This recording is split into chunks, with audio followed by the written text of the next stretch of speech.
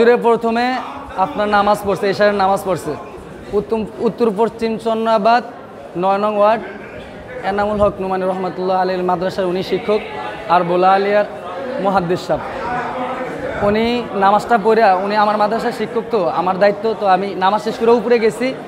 যাওয়ার পরে আপনার পোলা পানেরে সুরা পড়াইতেছি, পড়ানোর পরে তারপর পাশের বাসার আয়ান আছে, ওনার বাসার সাথেই গেট একসাথেই, তো ওর আম্মু আর কি বলতেছে যে হুজুরে চিৎকার করে, তো হুজুরে ডাক দাও। ওরা আমি গেছি, যাওয়ার পরে আমার ডাক দিছে, দৌড় দিছি, আমি দৌড় দিয়ে আসছি। আয়সা দেখতেছি ঘরের ভিতর থেকে আপনার গেটের দরজা আটকানো, তো আর গেট দিয়ে ঢুকতে পারি না, সাইড দিয়ে ওঠার কোনো অপশন নেই। তো পরে একটু পিছন দিয়ে যায় আপনার টিনের বেড়া ছিল, টিনের বেড়া ভেদ করে ঢুকছি ভিতরে। ঢোকার পরে আপনার হুজুরের যে বাসার মেইন দরজার বাহির থেকে আটকানো ছিল। পরে হুজুরে শুধু সাইডটাই দিয়েছে, মানে গরুরে যেভাবে জবাই করলে সাইডটা ওইভাবে সাইডটা দিয়েছে। পরে আপনার আমি যে ধরছি হুজুরে, ধরার পরে মানে আমি আর পাশের দিকে কিছু করতে পারি না যে কে কারা মারছে, এরকম কিছু চাওয়ার মেন্টালিটি ছিল না ওই সময়। এই পর্যন্তই আমি তো যখন বাসায় তখন আমি শুনতে পারলাম যে আমিনুল হুজুরেরে নাকি কাটতে মানে জবাই বেরিয়ে দিছে।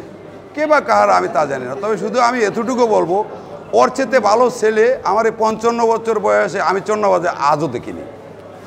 এবং ছেলেটা শুধু ভালোই না, একজন মাওলানা বটে এবং আলিয়া মাদ্রাসার একজন প্রিন্সিপাল দায়িত্ব আছেন।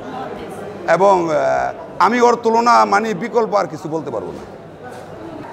বিশেষ করে এই খুনটার এইরকম একজন দিলদার এবং আলেমের যদি বিচার না হয়, তাহলে ব্যক্তিগতভাবে আমি এদেশের নাগরিক হিসাবে এটা বলতে বাধ্য যে আসলে আমাদের দেশে কোনো আইন বলতে কিছু নেই, বিচার বলতে কিছু নেই।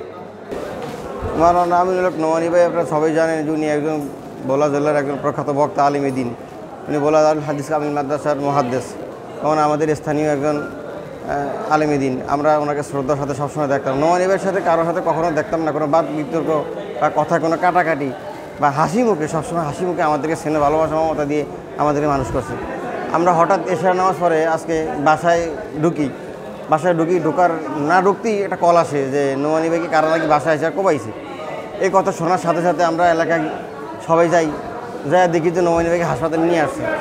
এই হাসপাতালে এসে দেখলাম যে নোমানী ভাইয়ের এখানে পোস্ট ওনার সকল জায়গায় ধৈর্য করে ফেলছে এবং এটা সম্পূর্ণ করে কেটে ফেলছে। কে বা কারা কী জন্য মারলো আমরা আসলে জানি না। আমরা বাড়ির সর্বত সাহায্য মৃত্যু কামনা করি। আপনাদের কাছে আমরা আবেদন, ভাই যাতে তদন্তের মাধ্যমে এই দোষী যারা ভাইকে হত্যা করেছে তার কঠোর বিচার চাই, এবং যাতে এটা আমরা বিচার পাই। আমরা ওই যে আমিরুল হক নোমানী, যে আমাদের উপজেলা মসজিদের খতিব, ওনার একটি ইনসিডেন্ট হয়েছে যে ওনাকে দুর্বৃত্তরা ওনার বাসায় আক্রমণ করছে। এই সংবাদ পেয়ে আমরা ঘটনাস্থলে এসেছি। উনি হসপিটালে প্রাথমিক চিকিৎসা নেওয়ার সময় উনি মৃত্যুবরণ করেন। তো এই সংক্রান্তে আমরা ঘটনাস্থলে এসেছি, ঘটনাস্থল পরিদর্শন করছি। আমাদের ভোলা সদর মডেল থানার একাধিক টিম, ডিবি এবং অন্যান্য অনেক আমরা এই সংক্রান্তে কাজ করতেছি। আমরা এখন তদন্ত সাপেক্ষে আমরা দুষ্কৃতিকারীদেরকে শনাক্তকরণ সহ অন্যান্য কার্যক্রম চলতেছে এবং পরবর্তীতে আমরা বিস্তারিত জানাবো।